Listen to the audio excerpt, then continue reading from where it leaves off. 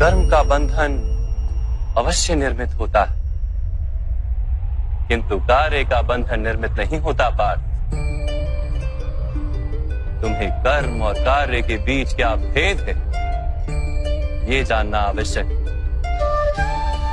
सभी कर्म कार्य, किंतु सभी कार्य कर्म नहीं।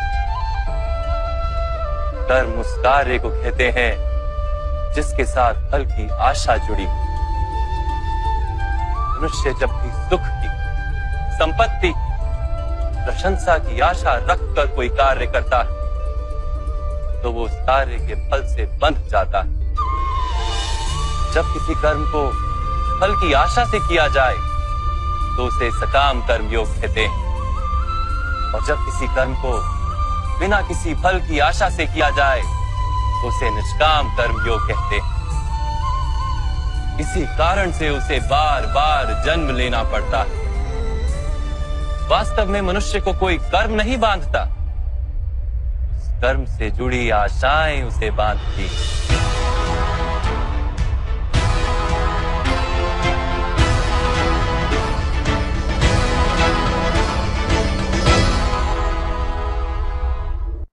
वास्तव में मनुष्य को कोई कर्म नहीं बांधता, उस कर्म से जुड़ी आशाएं उसे बांधती हैं। वो कैसे माधव?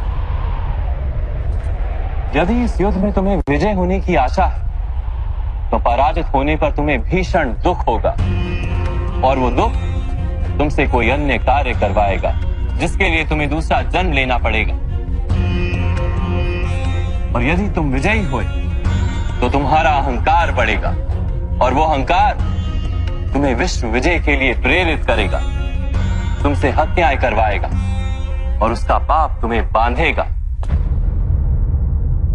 विचार करो, यदि तुम्हें इस युद्ध में ना विजय का मोह और ना पराजय का भय, तो इस युद्ध के अंत में तुम्हें सुख प्राप्त होगा या दुख प्राप्त होगा? ना सुख माधव, ना ही दुख। अर्थात तुम्हारा सुख, दुख, हताशा, निराशा, अहंकार युद्ध के कारण नहीं है। युद्ध के साथ तुमने जो आशाएं बांधी हुई हैं, उसके कारण है। क्या ये सत्य नहीं है पार्थ?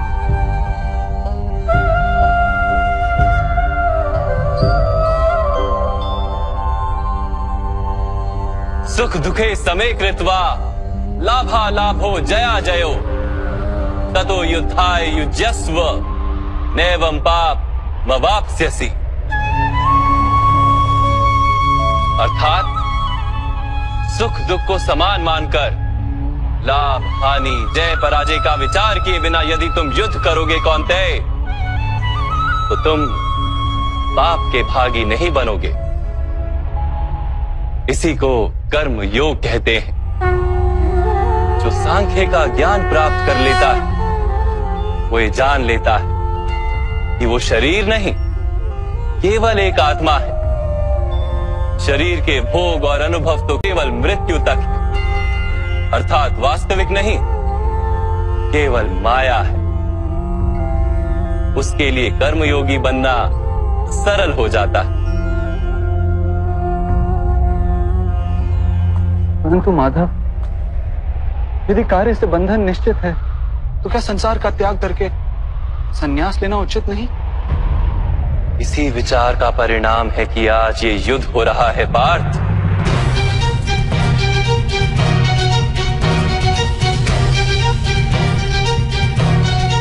विचार करो, जब सत्व गुण से भरे धर्म को जानने वाले लोग कर्मों का त्याग करते हैं, तब अधर्म से भरे लोग भी संसार को चलाते हैं।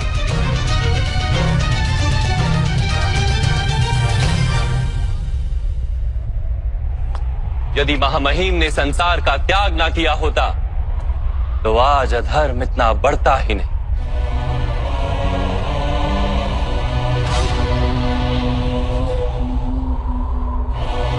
और तुम्हारे पिता ने यदि संन्यास ना लिया होता तो आज भ्राता युधिष्ठिर सुख से राज कर रहे होते।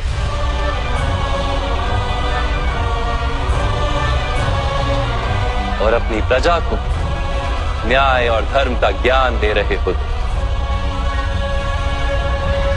किंतु दुखदायक बात तो यह है पार्थ कि सत्व गुण से भरे मनुष्य ही संसार को लाभ दे सकते हैं, किंतु वो ही संन्यास का विचार करते हैं। जैसे जल तो भाप बनकर उड़ जाता है और कीचड़ कीचड़ वहीं पड़ा रहता है, वैसे सत्वगुणी सज्जन लोग तो संसार का त्याग कर देते और तमस से भरे अधर्मी लोग संसार में कार्य करते हैं। इसी कारण से संसार में पाप और अधर्म बढ़ता है।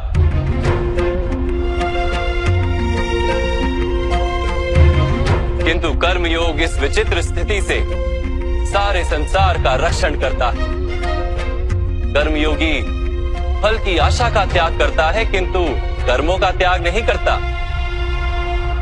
वो इसी संसार में रहता है, सन्यासी की भांति सारे कार्य करता है, किंतु उनमें लिप्त नहीं होता। कर्मयोगी अपनी संतानों से, स्वजनों से, अपनी प्रजा से कोई अपेक्षा या आशा नहीं रखता। स्वयं उसे संन्यास का लाभ होता, किंतु समाज को संसारी की भांति लाभ देता। मनुष्य अपनी संतानों के सुख के लिए श्रम करता है माधव। अपनी संतान से सुख की अपेक्षा कैसे न रखे? मनुष्य अपनी संतानों के लिए जो भी करता है वो व्यापार है या प्रेम पार्थ? प्रेम माधव। तो फिर अपने कार्यों के प्रति फल की इच्छा क्यों पार्थ? भविष्य का लाभ तो व्यापार में देखा जाता है, प्रेम में नहीं। जो मनुष्य अपनी संतानों का चरित्र निर्माण उचित रूप से करता है, संतानों को प्रेम और धर्म के संस्कार देता है, उसकी संतानें भी मनुष्य को प्रेम और सुरक्षा अवश्य देती। संतानों के कर्म, स्वजनों के व्यवहार उनके कर्म है पार्थ, और जब उनके कर्मों पर हमारा कोई अधिकार नहीं होता तो उनसे आशाएं और अपेक्षाएं रखने का क्या प्रयोजन? यदि गहन विचार करोगे पार्थ तो शीघ्र ही ये जान लोगे कि जीवन में ऐसा कोई कार्य नहीं है जिसके साथ आशाएं और अपेक्षाएं जोड़ना अनिवार्य हो। जब सृष्टि ही परमात्मा है और मनुष्य स्वयं परमात्मा का अंश है, तो सारे कार्य परमात्मा ही करते हैं, मनुष्य स्वयं कुछ नहीं करता। यही कर्मयोग का मूल सिद्धांत है पार्थ।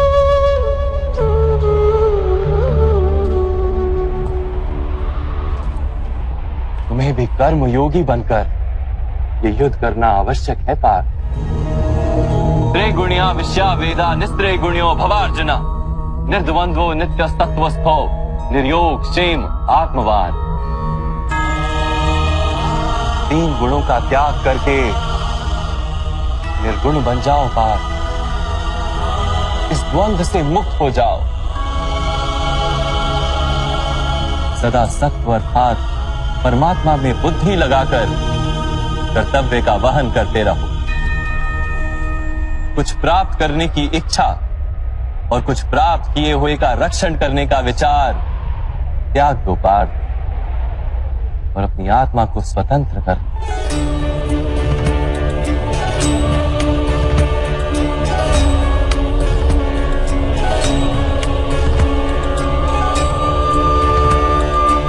स्मरण रहे पार्थ, कर्मण्यवाधिकारस्ते मा फलेषु कदाचन मा कर्म फल हेतुर्भु माते संगोस्त्व कर्मणि। तुम्हारा अधिकार तो केवल कर्म करने का है, फल तो ईश्वर के हाथ में। इसलिए न कर्म से भागना उचित है और ना ही कर्म के फल की आशा रखना उचित है।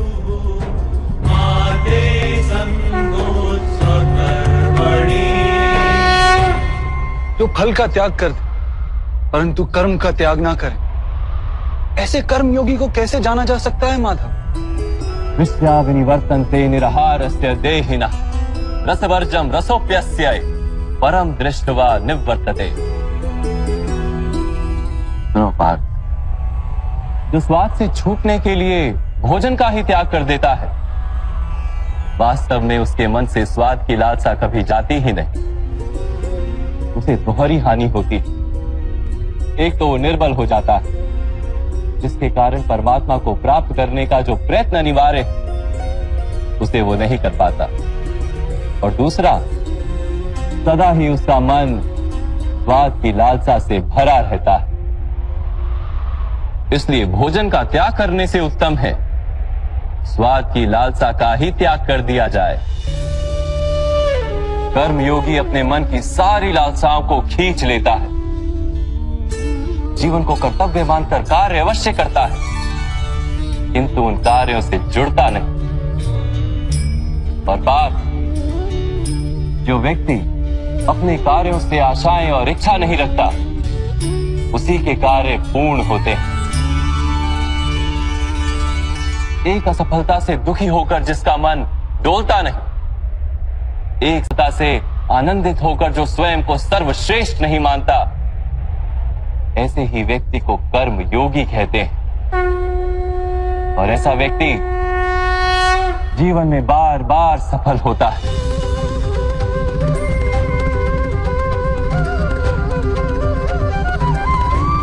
ध्यायतो विषयान पुंसः संगस्तेषु पजायते, संगात संजायते कामा, कामात् क्रोधोऽभिजायते, क्रोधात् भवति सम्मोहम्, सम्मोहात् स्मृति विभ्रमम्, स्मृति भ्रंशात् बुद्धिनाशो, बुद्धिनाशात् प्रणश्यति। फल की आशा से कामना प्रकट होती है, और कामना का तो स्वभाव है असंतुष्ट रहना। असंतोष से क्रोध उत्पन्न होता है, और क्रोध से मोह जन्मता है। मोह के कारण व्यक्ति आचार और व्यवहार का ज्ञान ही भूल जाता है। ज्ञान के जाने से बुद्धि चली जाती है, अनुचित प्रकार के कार्य होने लगते हैं, और समाज ऐसे व्यक्ति का शत्रु बन जाता है।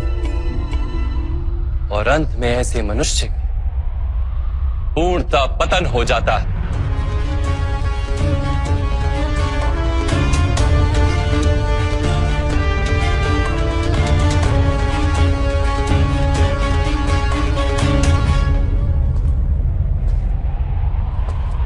जैसे भ्राता दुर्योधन, उनके सेनापति महामहिम उनके ही शत्रु हैं, और तुम्हें विजय का आशीर्वाद दिया।